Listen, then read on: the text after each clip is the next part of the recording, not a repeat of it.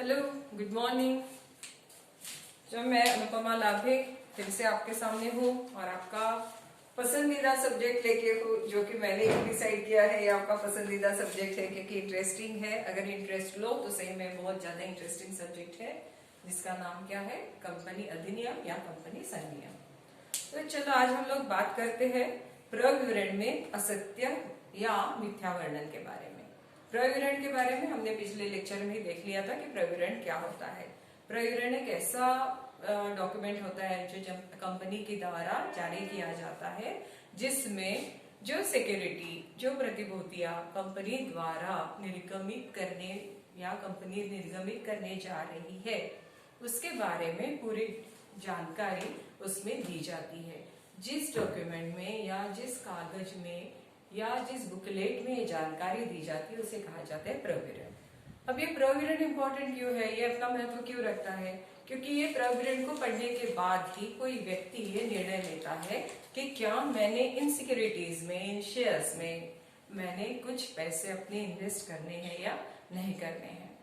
कब वो पैसे इन्वेस्ट करता है? जब उसे लगता है कि आगे जाके कंपनी के और ज्यादा प्रोस्पेक्ट्स होने वाले हैं, कंपनी की बढ़ोतरी होने वाली है और मैं अगर इस कंपनी में कुछ शेयर्स परचेज करती हूँ या करता हूँ तो मुझे उससे ज्यादा डिविडेंड मिलेगा, या तो उस शेयर्स के मार्केट में दाम बढ़ने वाले हैं।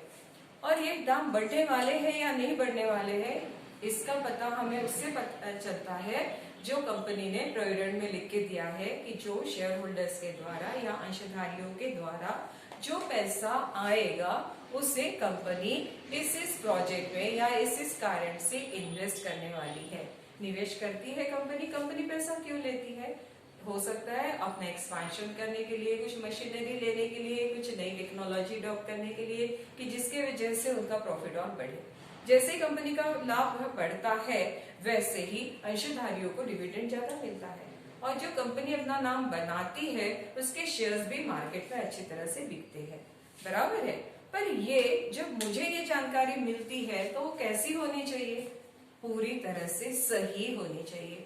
देखिए, आप भी बहुत अच्छे से जानते हैं कि अंशधारियों की रिस्क कैसी होती है? सबसे ज्यादा होती है। अगर कंपनी डूब गई तो उन्होंने जितने भी पैसे दिए हुए हैं उसमें से एक भी पैसा उनको नहीं मिलता है, बराबर है।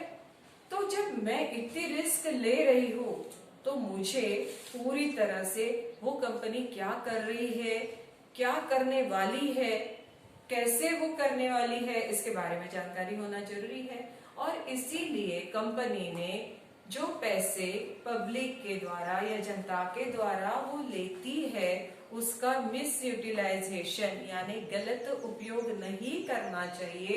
इसलिए कंपनी अधिनियम ने ही बताया है कि प्रविवरण में आपको क्या देना है, किस तरह से देना है, और अगर आप ये नहीं देते हो तो कंपनी की लायबिलिटी क्या बनने वाली है। ठीक है, तो जब कोई प्रविवरण इस तरह से यानी कंपनी अधिनियम के अंतर्गत जो प्रोविजंस बनाई हैं, जो धाराएं बनाई हैं, उसका पालन ना करते हुए अगर अपना प्रविवरण जारी करती है तो ऐसे प्रविवरण को कहा जाता है मिथ्या प्रविवरण या तो असत्य कथन प्रविवरण। ठीक है, तो चलिए हम लोग देखते हैं कि असत्य कथन क्या है।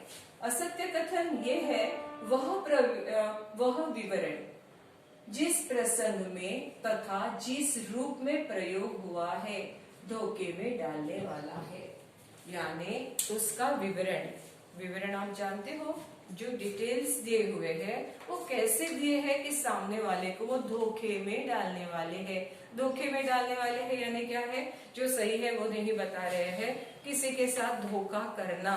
तो यहाँ पे धोखा कौन कर रहा है? कंपनी का विवरण जो है वो धोखा कर रहा है, और इसीलिए उसे कहा जा रहा है असत्य कथन। दूसरा उन्होंने कहा है प्रविवरण में कोई बात लिखने से छूट गई है या छोड़ दी गई है और ऐसा होने से उसे पढ़ने वाले को धोखा हुआ है।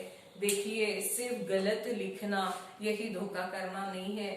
जो लिखना चाहिए वो अगर हमसे छूट जाता है तो भी उसे असत्य कथन कहते हैं, या हम लोग जानबूझ के उसे छोड़ रहे हैं क्योंकि मैं जानती हूँ अगर ये मैंने आपको बता दिया तो आप मेरी कंपनी में निवेश करने वाले नहीं हो, तो ऐसे वजह से वो प्रविवरण में उसका उल्लेख ही नहीं होता है। तो ऐसे प्रवरण को भी क्या कहा जाता है? असत्य कथन। क्यों मैंने वो छोड़ दिया है? क्योंकि मैं आपके साथ धोखा करना चाहती हूँ, क्योंकि मैं बहुत अच्छे से जानती हूँ कि जो मुझे शेयर्स यानी शेयर्स के द्वारा जो मिलने वाली अमाउंट है वो अगर मैं ये बता रही हूँ तो मुझे बिल्कुल भी मिलने वाली नहीं है, और इसीलिए मैं उसको छुपाती हूँ, आपको बताती नहीं हूँ। और जबकि कंपनी अधिनियम में बताया गया है जो भी सत्य है, जो भी जरूरी चीजें है, जिसके ऊपर निर्णय निर्भर करता है, ऐसे वाक्य को, ऐसे उद्देश्य को आपको प्रविवरण में बताना कंपलसरी है, अनिवार्य है। तो ऐसा अगर उसमें नहीं है तो ऐसे प्रविवरण को कहा जाता है मिथ्या कथन या असत्य कथन। समझ में आ गया? प्रविवरण असत्य कथन वाला कब होता है? जो जरूरी चीजें हैं वो आपने छोड़ दी है, या जिस तरह से आपने उसको बताना है उस तरह से उसको प्रस्तुत ना करने की वजह से जो पढ़ रहा है उसे धोखा हो रहा है। तो ऐसा जब धोखा होता है, जानबूझ के होता है या अनजाने में होता है, कैसे भी आप कर रहे हो, लेकिन उसे कहा जाता है असत्य कथन। तो ये क्या है? कौन वाद प्रस्तुत कर सकता है? तो कंपनी अधिनियम ने ये कहा है कि अगर आपके साथ धोखा होता है, धोखा किसके साथ हो रहा है? जो निवेश कर रहा है, कंपनी ने धोखा किया है, बराबर है। वो किसके साथ होता है? हम लोगों के साथ, जो हम अपना पैसा उस कंपनी में डाल रहे हैं, बराबर है। तो ऐसे हम लोग क्या कर सकते हैं? वाद प्रस्तुत कर सकते हैं कंपनी के खिलाफ। समझ में आया? तो कौन ऐसे लोग, कौन से लोग हो सकते हैं ऐसे?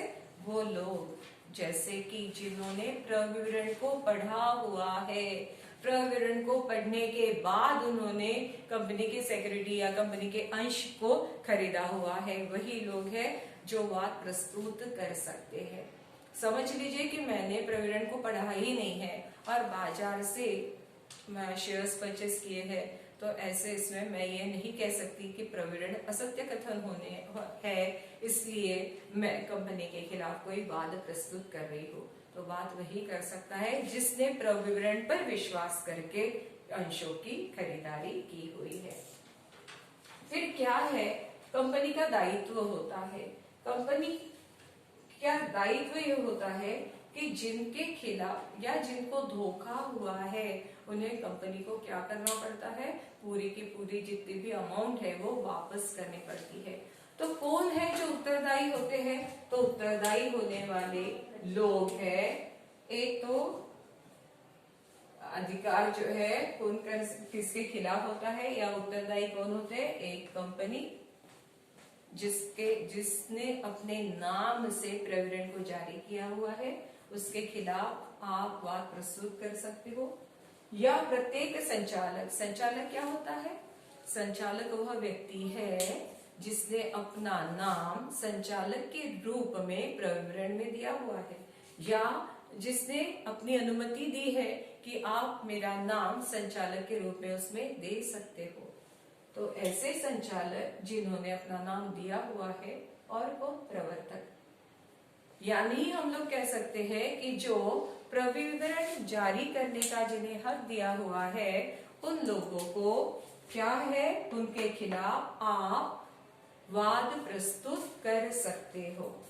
फिर कंपनी के विरुद्ध है, और आपको जिनके साथ आपने धोखा किया हुआ है उन्हें कि कौन सा हक मिलता है?